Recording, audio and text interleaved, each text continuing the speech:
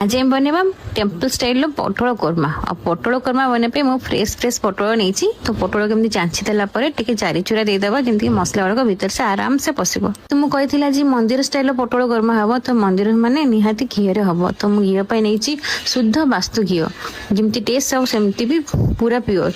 तो से घीरे मुझे पटोल गुड़ी को 5-10 मिनट भाजीदेली भाजी सारा पटोल टे नरम हो आसला रेड भी हो गला तक सब काट सारापर कैप्सूल थी मसला गुड़ा सेमती बाटी देछि। आपण चाहिए टमाटो पकई पारे ये टोटाली ऑप्शनल आपण इच्छा। तो टमाटो पकईकि भल सेमती ग्राइंड कला पर मसला गुड़ी को 5-10 मिनट कषिदेवे।